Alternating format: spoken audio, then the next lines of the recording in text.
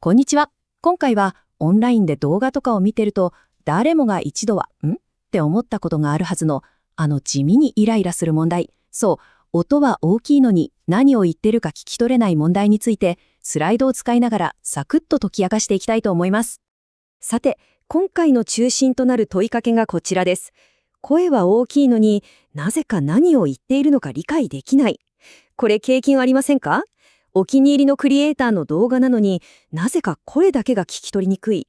ボリュームを上げても下げても言葉が全然頭に入ってこないっていう。一体僕たちの耳元では何が起こってるんでしょうか？そう、この問題って結構多くの人が感じてることなんですよね。これは実際の質問からヒントを得たものなんですけど、ポイントはマイクの位置、そしてこの音圧っていうキーワード。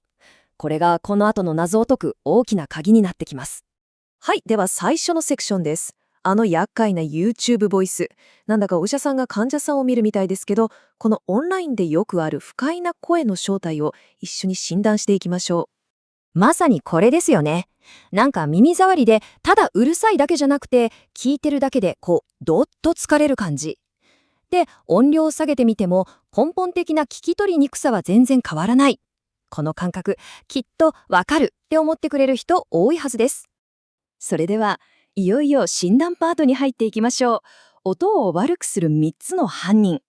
この不快な声の裏にはですね、主に3つの技術的な犯人が隠れてるんです。一人ずつその正体を暴いていきましょうか。さあ、一人目の犯人は、クリッピング。平たく言うと音割れです。これって、ただ音が割れてるだけじゃなくて、音声のデータそのものを物理的に破壊しちゃってる行為なんですよ。声の滑らかな波形が頭をスパッと切られてギザギザになっちゃう。そうすると、作業とか家業みたいな言葉の輪郭を作る大事な子音がただのノイズに埋もれちゃうんです。そして二人目の犯人が声から表情を奪ってしまうんです。僕たちって無意識のうちに声の抑揚、つまり強いところと弱いところを手がかりにして言葉を理解してるんですね。この自然な強弱がなくなって全部が同じ音量で聞こえると脳はあれどこが大事な単語なのって混乱しちゃって内容を理解するのにものすごく余計なエネルギーを使っちゃうんです。そして3人目の犯人が特にピンマイクとかで起こりがちな近接効果です。マイクを口元に近づけすぎると低い音、低音域がですね、不必要にって強調されちゃって声全体がもごもごとこもって聞こえちゃう。こうなるともう言葉の明瞭さっていうのは失われてしまいますよね。この表は聞き取りにくい声の典型的なパターンをまとめたものです。例えば音を無理やり大きくしようとして波形が平らくなっちゃうと、ずーっと耳元で叫ばれてるみたいな圧迫感があって疲れる。マイクが近すぎると息がボフって当たって耳に刺さるような音がする。あと、良かれと思ってやったノイズ除去が強すぎると、今度は声がなんだか水の中で喋ってるみたいに不自然になっちゃうんですよね。さて、ここでいよいよ話の核心に迫っていきます。音圧の解決。一番最初の質問にも出てきたこの音圧っていう言葉。この問題全体を理解するための一番大事な鍵になる概念なので、ここをじっくり見ていきましょう。ここものすごく大事なポイントです。音量と音圧って似ているようで全然違うものなんです。音量っていうのはスピーカーのつまみをひねるような単純な音の大きさですよね。それに対して音圧っていうのは音の密度のことなんです。どれだけ音がぎっしり詰まってるかっていうイメージ。そしてこの音圧を理解するのに最高の例えがあるんですよ。それがこの濡れタオルです。自然な音声っていうのは水をたっぷり含んだタオルみたいなもの。ぎゅっと絞れば強み、強弱っていう水がちゃんと出てきますよね。でも音圧を上げすぎた音声っていうのはもう完全に絞り切って水分が全くないカチカチの板みたいなタオル。声の表情が完全に失われてしまっている状態なんです。じゃあ次に、この高すぎる音圧が僕たちの体にどんな影響を与えるのかを見ていきましょう。なぜあなたの脳は疲れるのか。そう、これってただ聞きにくいっていうだけの話じゃないんですよ。疲れる理由は大きく2つです。まず1つ目。音に隙間がないから強い音から鼓膜を守ろうとする耳の筋肉がずーっと緊張しっぱなしになるんです。これがまず肉体的な疲れにつながります。そして2つ目、声に強弱がないと脳がどこが大事な動向なんだって判断できなくて、もうフル回転で働きすぎちゃう。これが頭が疲れる原因なんです。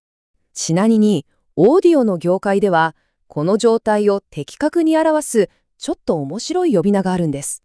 それがソーセージ波形。見た目がソーセージみたいだからなんですけど、一度聞いたら忘れないですよね。これがそのソーセージ波形です。左の自然な音の波形を見てください。ちゃんと山と谷、つまり音の隙間がありますよね。これが耳の休憩ポイントになるわけです。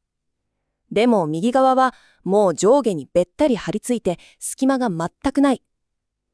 この見た目こそが僕たちが感じているあの圧迫感の正体だったんですね。